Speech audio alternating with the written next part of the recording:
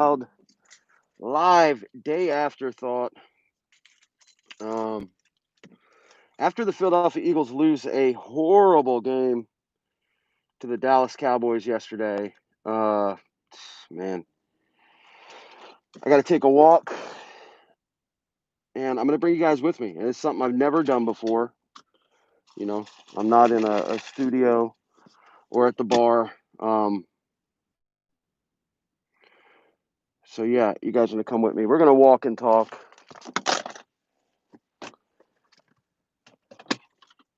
How is I'm really curious to see how Eagle fans are today because I said this during the preview. It's better that we lose than win that game. I mean, winning that football game really didn't do anything for us as far as, it would have kept our playoff hopes alive. But at the end of the day, did anybody think that this team was really going to do anything during the playoffs? Because I don't. I think if we're real with each other, I don't think anybody else will either. Uh, you look at the way the team has been the entire year, and I look at the very first game against the Redskins, uh, or the Washington football team as they're called now. Kind of set up the whole season. A little bit of excitement early, and then only to lose to a team. And think about this: they had Dwayne Haskins playing quarterback when they beat us.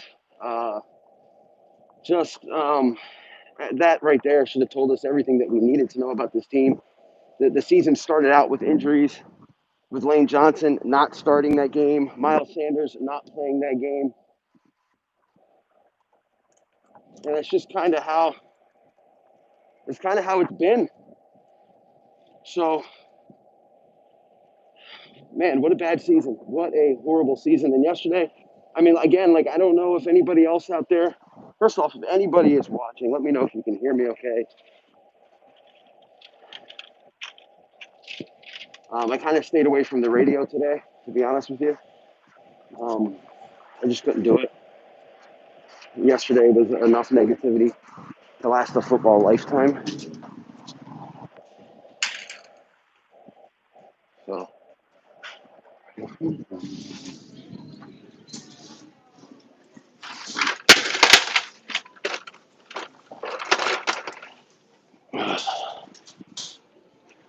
live in the local Target.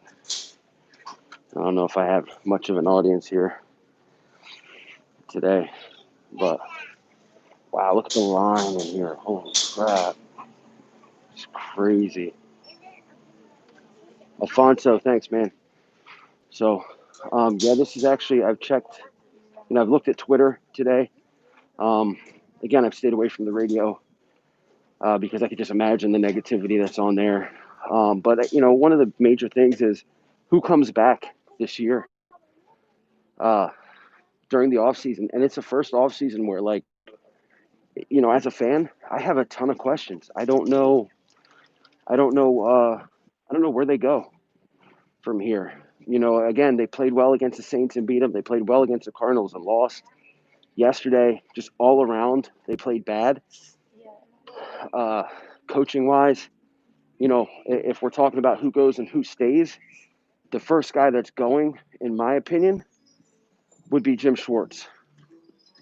And I know you might raise, your eyebrows to that because look, he hasn't had a lot to work with as far as injuries are concerned. But that's the entire team. But what really makes me question him is keeping a guy like Nate Gary in the starting lineup um, for the entire year until he got hurt. So you guys might have to check on that for me, but I believe it's at least 8 or 9 games.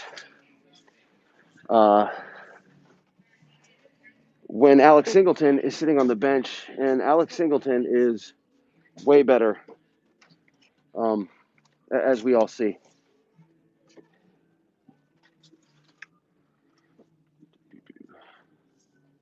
Then yesterday, you got Michael Jaquette, who, listen, I said it last week. I said it in the preview.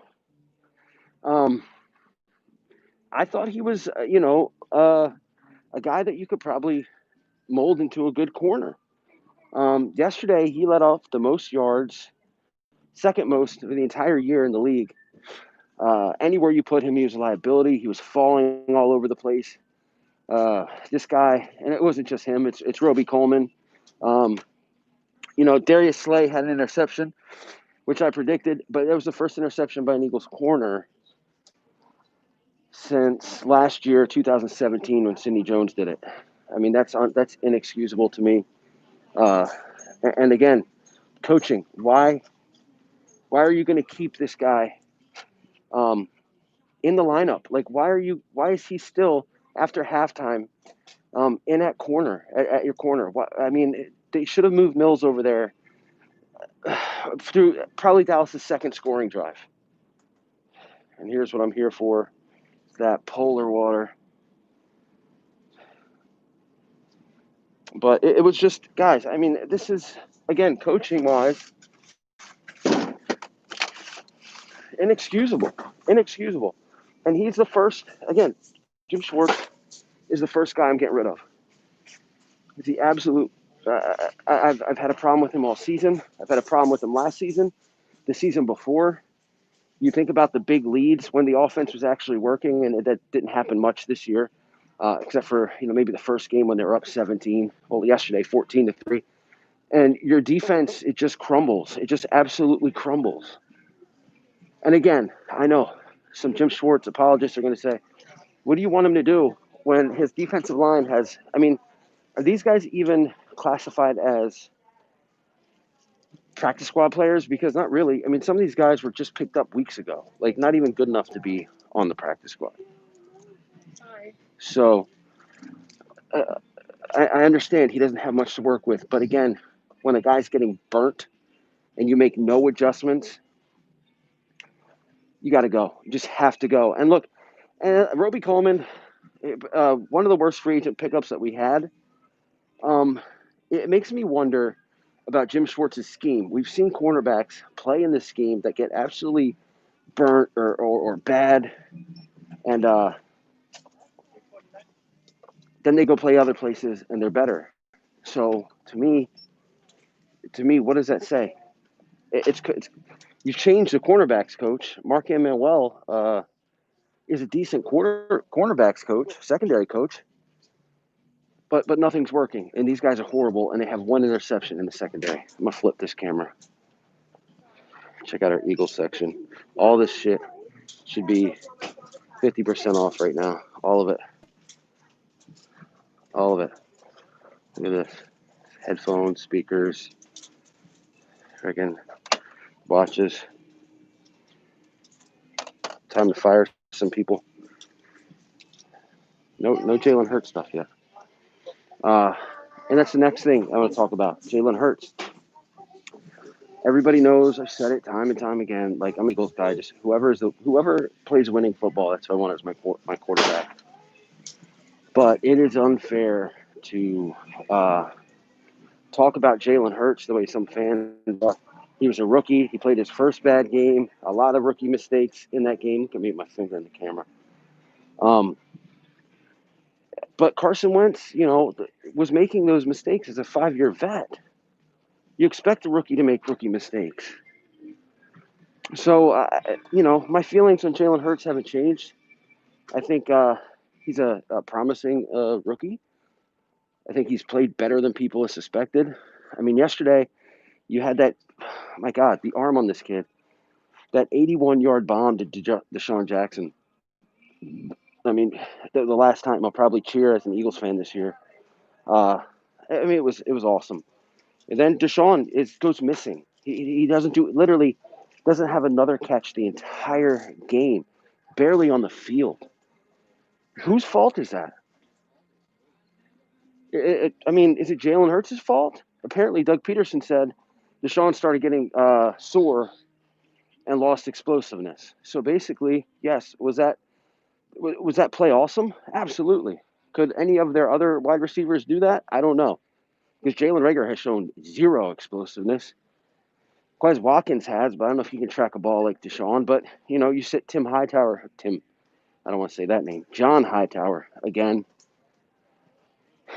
in place of him, Deshaun, and that's what you get. It's just, I really think when we look at this season, no matter what happens next season, if we're looking for blame, you've got to blame, number one, the number one culprit, and I'm going to do a separate video on this, is Jeffrey Lurie. Because Jeffrey Lurie watched this team regress year after year after year, and he's done nothing about it. Last year, first off, you screw your head coach up this year because you let him go on national TV after the season, and you let him say that his assistant coaches are coming back. We're talking about Mike Rowe, Carson Walsh, and then the very next day you fire them. So you make him look like a complete idiot. You surround him with a bunch of guys, offensive minds that were probably good in some of the other stuff they were doing in other places, but they just didn't mesh well. They didn't. You bring back Marty Morningweg, who is to me a staple of how I want to say this because I don't want to be too disrespectful. Mediocrity. You bring him in instead of having an offensive coordinator like everybody does, and I understand it's hard because offensive coordinators want to call plays, and everybody knows Doug Peterson is the one that does that. So it's hard to get a really good offensive coordinator. Thank you. So one of the things. However, it's needed. And again, Jeffrey Lurie sees this. Again, if I can see it, if you can see it, a lot of other podcasters or content creators like myself, fans, if we can all see it, and look, our knowledge, well, I think we all have it, it's nothing compared to guys that are getting paid all this money to do this. And it brings me up to my next topic. I don't know if you guys saw it. Follow me on Twitter, actually, at the Chris Wylde. I retweeted J.J. Watt today. It might have been yesterday, but I saw it today. I went on this rant about how they get paid so much money and fans buy and sacrifice time and love, buy the jerseys and love the teams. And he thinks it's bullshit that these players can't give their all to these fans that are paying all this money to, buying the jerseys, doing shows like this. And it's like, I hope Eagles players are seeing that. And take notes, man. I mean, this guy it's true. You're getting paid millions to play a game. And, he said, like, the Texans suck. And he feels bad for the fans. And I hope that's how, the leaders on this team feel. Because yesterday was an absolute embarrassment. And I'll be honest, and I said this during the preview, it didn't feel like Dallas week the whole week. I don't know if it was because it was Christmas. It just, I don't know. The consensus around me, it just didn't feel like it. It just didn't feel like it, I think because, again, Philadelphia fans, we're smart football fans. Majority of us are. And you could see, okay, you beat the Cowboys. You keep your playoff hopes alive. Let's say you get in the playoffs. What good does that do the team next year?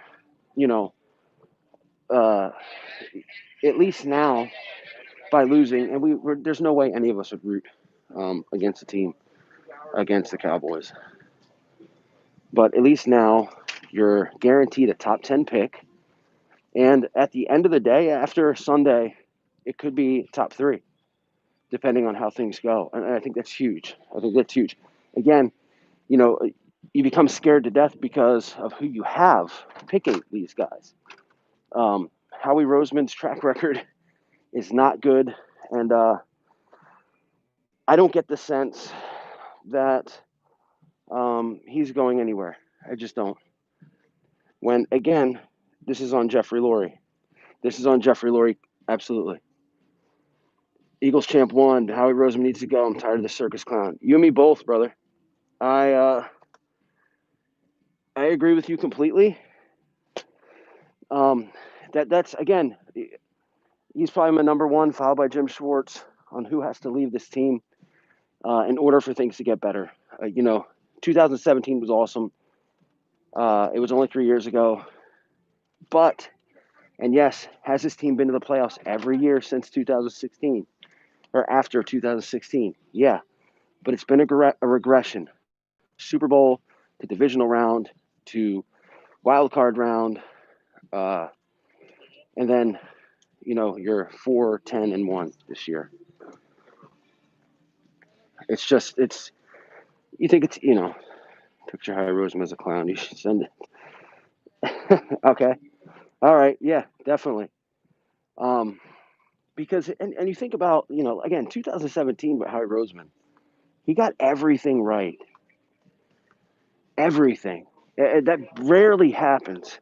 But before that, Chip Kelly stuffed him in a closet. You know what I mean? And Jeffrey Lurie allowed this. And ever since 2017, it's been bad. Bad contracts, bad free agent signings. I mean, does anybody and look, again, we talk about Carson Wentz.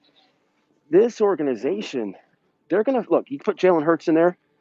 If you keep everything the same except for the quarterback, they're going to fail him like they failed Carson because they did.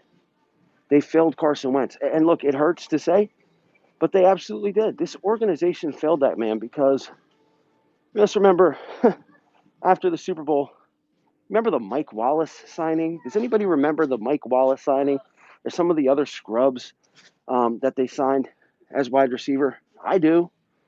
How is that helping out your quarterback? How is drafting Donnell Pumphrey in the most loaded running back draft in years, maybe of all time in the NFL? And you draft a guy that can't make a single team's practice squad roster. It's how is that helping? My Instagram is the Chris Wylde. After I'm done this, I have to. I got my stuff set on private, but I'll definitely approve you. Damn, why do I keep doing that? But yeah, bad drafts. Um, you look at this year. I was watching some of the Packers and the Titans game, and AJ Dillon. I did a video on him. If you go back, if you guys, I think doing this channel, I've gotten better over time. Um, but the draft, I love the draft, and I do a whole shitload of videos during draft time. And AJ Dillon was one of those guys I thought the Eagles might be able to get, and I haven't looked if they could have, but he looked absolutely awesome yesterday. The exact kind of power back that would go great with Miles Sanders. And our Philadelphia Eagles, of course, Wylde spelled Wylde. Wylde. Why am I wearing this Eagles mask today? It's definitely hard putting this on my face. That's what she said. But yeah, you look at a guy like him. You look at, and we've talked in nauseum to the point where I'm tired of saying the name DK Metcalf. It's just one thing after the other with this team. How do you help your quarterback out like that? Now look, they lucked into Jordan Mailata, I think, but again, this is another guy that is. He was a seventh round pick. I mean, not many people thought this rugby star was going to be able to even make the team, and he did. I think Jack Driscoll's going to be okay. That was a good draft pick. But let's talk about Davion Taylor in the third round. Um, I mean, I think it's at the Chris Wylde or Chris Wylde 1. I can't remember off the top of my head, brother. I'll put it in the chat after this is over. But Davion Taylor in the third round, a project linebacker when you need linebackers, it's unreal. It's unreal.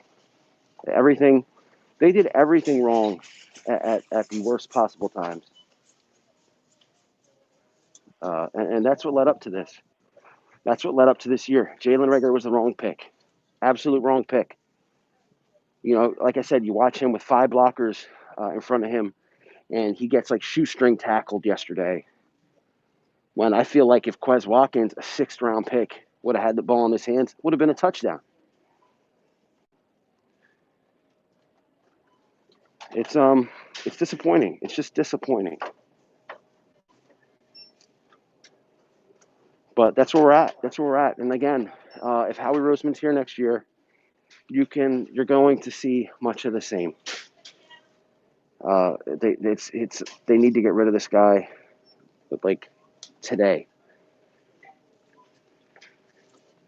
All right, brother. I'll check it out. I'll check my DMs after this. I'm actually in Target right now. This line is insane. Check this out. That's to go to the self-checkout.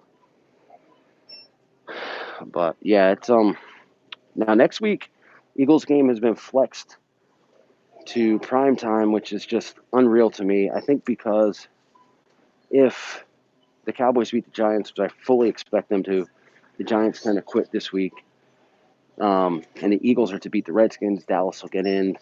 If the Redskins, I keep saying Redskins, football team gets, if they beat the Eagles there, and I could care less. Again, I'm more looking at this draft setup, and it does not help the Philadelphia Eagles to win this game. At the same time, you can't. It's hard to tank in football, but I will not be extraordinarily happy with the win. How I kind of want to see it go, and I feel like you guys should too, is I want to see Hurts play well, and the Eagles lose close, by a field goal or something. But I definitely don't want to see coaches who bench QB when the coach of the problem should be Doug McAdoo. McAdoo. Well, I think Peterson is better than McAdoo. I mean, look, man, Doug won a Super Bowl, the first in the franchise history. So I can't put this all on him. I just can't put this. He's dealt with, if you look over the years, he's dealt with more injuries than probably any head coach has. He just needs an offensive coordinator. He needs help there. And Frank, I mean, look, Frank Reich was part of that staff. And when he was part of that staff, the machine ran better. The engine ran better. He needs a Frank Reich. He needs somebody like that. It could be Deuce Staley. For whatever reason, they don't want to give that job to Deuce Staley. But now I'm not going to sit here and say that Frank Reich won that. That would be silly to say Frank Reich won that Super Bowl, like coached that Super Bowl. Like, that would be silly to say. I mean, Frank Reich, to my knowledge, the Colts are playing well, but the Colts haven't won a Super Bowl since Frank Reich's been there. And look, dude, Doug has called the plays since he's been there.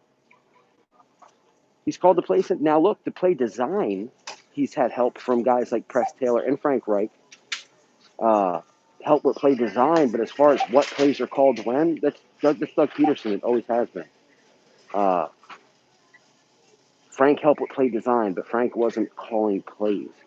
Like, you go to the Super Bowl, Foles goes up to Peterson on the sideline and says, and this was the play that Foles actually called, but he goes up to Peterson and says, "Do you want Philly, Philly?" He doesn't wait for Frank Reich to call that play. That was all Doug. Now, again, play design's different. Were the plays designed a little bit differently? Did he get help there? Absolutely. But this notion that Frank Reich was the entire coaching staff in 2017 is crazy to me. Now, was Frank the guy to say when Foles came in, "Hey, we need to do what Foles did well and with Chip"? Sure, absolutely. But no, I don't agree with you there, man. I don't see, like, Frank Reich. He was part of it, but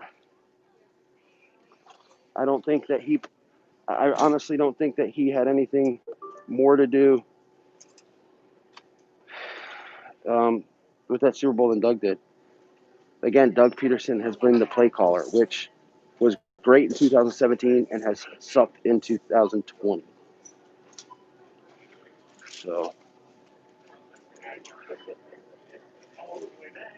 but we definitely, and again, that's one of the things that you talked to Doug about during the off season. Is getting somebody else to call the plays or to at least help design the plays. So the offensive coordinator, ma'am, I don't want this. You don't want that. No. So during the Super Bowl year, Frank Reich ran the offensive meeting. That's what the offensive coordinator That's does. what, $12.99? Yes, ma'am. Okay. Thank you. Okay. Bazooka Joe joining the chat. Don't forget the condoms. What are those? What are those? Joe, I don't remember. You know what? We'll leave that one alone. I don't think anyone uses those anymore. Does that prevent COVID? I don't know. But yeah, just a horrible year for sports, guys. I mean, here in Philly in general. And then after the Eagles game, I decided to try to check out the Sixers. And boy, what a mistake that was. As they get dominated by Cleveland yesterday. And it's just more of the same. Different coach, more of the same. Ben Simmons hasn't changed his offensive style of play in all the years he's been there. It's just bad. All right. So to go back to yesterday, one of the things that absolutely annoyed me, and it's happened time and time again, and again, this goes back to not having any extra offensive coaching help, is, I mean, look, it was a two-score game for most of the game, even though like it felt like it was more of a deficit. I want to know why they just decide to go away from the run game. I don't get it. And look, I know like it's Philadelphia fans, we just love the run. But they're up against a team that sucks against the run, and the run, and they're that whole first drive. The Eagles ran the ball down their throat. Mark Anderson, why does it feel like we try to out? That's exactly because that's what they try to do.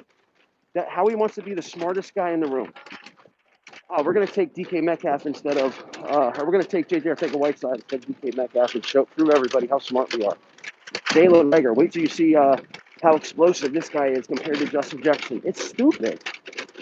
Justin Jefferson was by far the better wide receiver. I mean, it was, I don't know if you saw the clip of the Minnesota Vikings draft room, but check it out. When Philly drafted Reagor, they were happy as shit. They laughed like they just won the lottery. You know, I think the Jalen Hurts selection shouldn't have been made.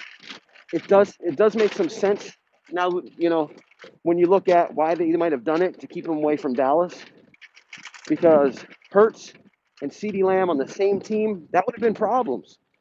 It would have been problems with a good running game and a decent offensive line and Amari Cooper and Michael Gallup too. I mean, it would have been an issue. So they kind of kept that from happening, which I appreciate. But at the same time, you look at a guy like Jeremy Chin, who they could have had, and you look at some of the other help. It's not so much when you look at that draft to me, the Jalen Hurts selection that sucks. Now, my biggest question of the day is, should I be an asshole and leave this cart here when that's right there? No, I'm gonna walk it over. But it's the rest of the things they did in the draft. You wait until literally the sixth round to pick another wide receiver. For your quarterback. You trade for Marquise Goodwin, who opts out because of COVID, but at the same time, he's an always injured wide receiver. You know, Hightower, Watkins, you know, fifth and sixth round wide receivers for your quarterback that just got you to the postseason. It doesn't make any sense. Oh, man, I can breathe again. So yeah, they failed the I mean oh my God, they've drafted so poorly. It's insane to me. It's insane, and not much gets talked about, and that's why you see games like yesterday. That's why you see games like yesterday because of bullshit like the draft. And how many times, like, that's it's. I'm gonna put together a video because it's so interesting to me, and I thank everybody that stayed with me during that Target run. I know it's probably annoying, but whatever. We're at that part of the season. Um, it absolutely annoys me that nobody talks about some of these other draft picks. Like we're talking about Rager, yes. Again, I don't know. He's probably a good third wide receiver, but nobody talks about the Davion Taylor pick. I mean, the fact that they didn't draft another corner. Like, how do you how do you go all out? You get Darius Slay. You have nobody else to pair him with. Avante Maddox is a slot corner. He is a slot corner. He is not an outside corner. He's not. I think he would be. This is the thing that just it infuriates me as a fan. You watched him as a slot corner.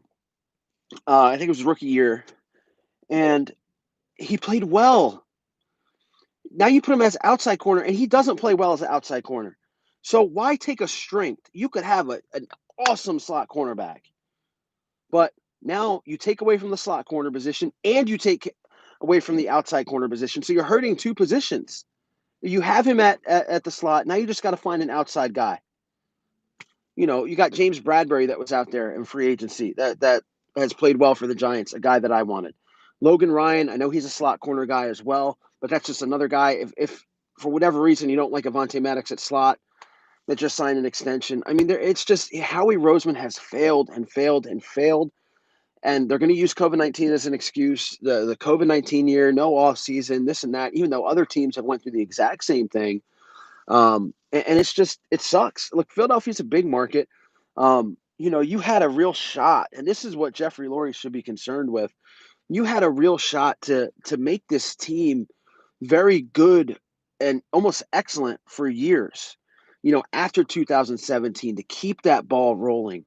To now, I know you can't expect you expected Carson Wentz to be this elite quarterback. Who look, I mean, uh, I'm not going to say that he'll never be elite again because I don't know. I mean, he had a down year and he made poor decisions, poor throws, looked scared, but the guy was hit 50 times. He was sacked 50 times. He had him and Hurts.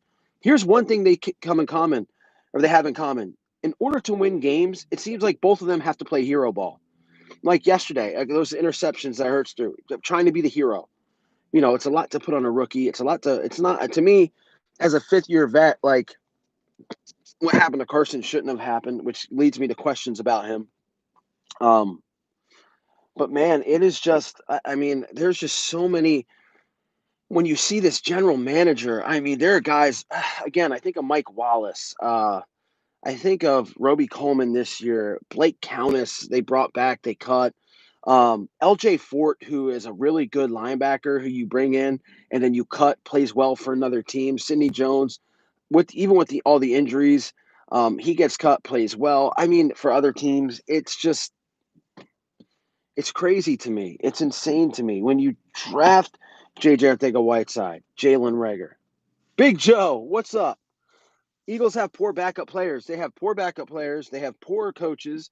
I think their offensive coaches suck. They just absolutely suck. They do. They have poor backup players.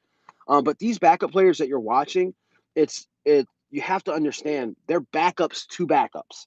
Like these guys that were playing yesterday, this Joe Pesci guy was literally, and I believe he was working at a Lowe's or something like that before. Like these guys are like Michael Jaquette, who got and you know what, I don't even have to say his name right. Know how to coach players, they only coach their system. Yeah, yep. I agree completely, Mark. Absolutely. Absolutely. They instead of and that was one of the things where and back to Jaquette real quick. He said this, he was like selling tires before he got to the Eagles practice squad. Um But yeah, and so back in the Frank Reich days, John DeFilippo, what helped Foles was when they switched that offense around and they said, look, this isn't how Foles plays ball. He in 2016 when he was with, or I'm sorry, 2014 when he was with Chip. 2013. What am I saying? Um, he succeeded when he was playing this style, and that's what they brought in. They integrated into the system. They again, the system is the same. Jalen Hurts is a different player than Carson Wentz. Some of these guys, Miles Sanders, these inside runs with Miles Sanders, I don't understand. You're right. They coach their system, and they don't know how to coach the different players. Same with Jim Schwartz. Jim Schwartz's scheme and system absolutely sucks. So against the Saints, he played a lot of zone, and it worked. Why are you playing man to man with Michael Jaquette? Why? Darius Slay coming off of his second concussion. It's just it's insane. He blitzes when he shouldn't blitz, doesn't blitz when he should blitz. It sucks. It's broken. Are we willing to sustain another year of this? And the only thing that gives me a little bit of solace is the fact that this is 2020. There are no fans in the building to have to pay tickets to watch this bullshit. Because look, we got a reprieve this year. The fans, look, does it suck that we couldn't go to games? I mean, could the fans being there maybe have an effect on games for the Eagles? Absolutely. But at the same time, could you imagine paying a ticket hundreds of dollars to sit in that stadium and watch the garbage that this team has been putting out? You know, when the season was over, when you really look back, when in overtime, Doug Peterson punched the football with time expiring. God, against the Bengals, against the Cincinnati Bengals. Now, I truly believe if Jalen Hurts was in there earlier, if you put him in after that second Giants game, I think the Eagles probably win the division because the kid's just look, he had a bad game yesterday, but still he had over 300 yards passing, threw for a touchdown to Deshaun, had two bad interceptions.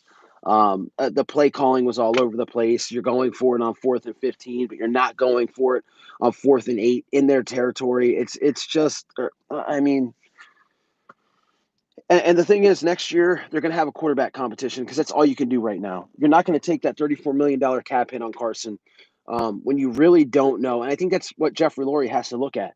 Is it the coaching? Is the coaching the ultimate problem here? Do you know? Do you know if Carson's done? Because could you imagine not only taking that $34 million cap hit on Carson Wentz, but sending him somewhere and then he plays like an MVP again? Could you? I mean, that would be the ultimate heart killer for Eagle fans to see that happen.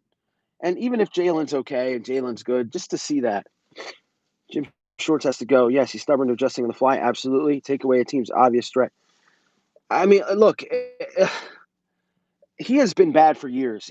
Jim Schwartz has been bad for years, and people, I don't. It should be a big issue. It really should. They lost games in 2018 where they had leads of 2 touchdown leads. I mean, the people need. I feel like they need to get somebody else in there. Their guy Dan Quinn is going to be out there. I don't think he's going to be head coaching any team. You saw what he did in Seattle. Why not take a shot at him? Jim Schwartz, I'm just done with you. Get away from my team. I'll drive him to the airport. I'll do whatever I have to do. Just get the hell out of here. It's just it's time, man. It's just time. It's time. The Super Bowl year, there was a couple games. You look at that playoff game against Atlanta, where yes, the defense balled out. I think the fans had a lot to do with it too. As crazy as that sounds, against the Vikings, defense turned it on. But other than that, if you look at that 2017 year, the offense had such big leads that the other team's offense became one dimensional. They had to catch up. And that's when it was easy for the Eagles defense because they knew the other team was going to do nothing but throw the football. It's just I'm tired of it, man. I'm tired of it. I'm tired of the bad linebacker play. Alex Singleton sits the bench for Nate Gary. Nate Gary it only comes in during certain situations. Nate Gary gets hurt. Alex Singleton balls out. He's always he's a tackling machine. Only guy that knows how to tackle. You need linebackers. You get rid of Bradham, who I guess that was a good idea because he's been on practice squad since then. But you've got TJ Edwards, looks like he might be okay. But other than that, you've got nobody. You got no depth there. You don't draft anybody. I mean, what do we expect? What did we really expect to happen yesterday? What did we expect to happen yesterday? Did we expect Jalen Hurts to put on some magic show because look, as the first series that the Eagles didn't score on, they were finished yesterday because the defense sucked that bad. How the hell does Fletcher Cox go out of the game? And it's just a landslide win for Dallas after that. Where's Malik Jackson? Where's Javon Hargrave? Why did they disappear? Why am I seeing Raekwon Williams? Why am I seeing Joe Bashi? Why am I seeing Joe Osman? I'd rather see Bazooka Joe. I'd rather see Big Joe play on that defensive line than those guys. Like, why are they there? And then you're already down Barnett. You're already down Josh Sweat, who, if he can just stay healthy, I mean, this kid has got so much potential. When you talk about a young core of guys, it's just Marcus Epps. Why is he playing safety? Are we that dry that there's nobody else that could play safety? I guess when you move Mills over, he almost had to play. Rookie Kevon Wallace is, I think he deserves more playing time, especially over Marcus Epps. One of the worst pickups ever. I don't know. I didn't really want to get this hyped up, this upset today. But it's been bad, guys. It has been bad. It has been bad.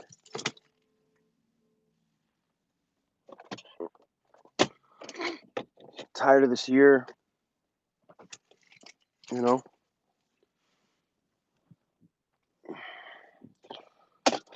2020 has absolutely sucked the life out of me. But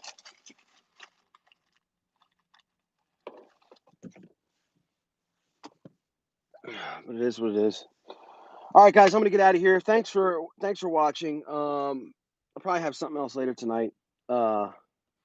Jamal Marshall, thanks for watching. All the rest of you guys. It's a tough day for us, but we'll get through it as we always do. Stay healthy, stay safe, go Birds. See you later.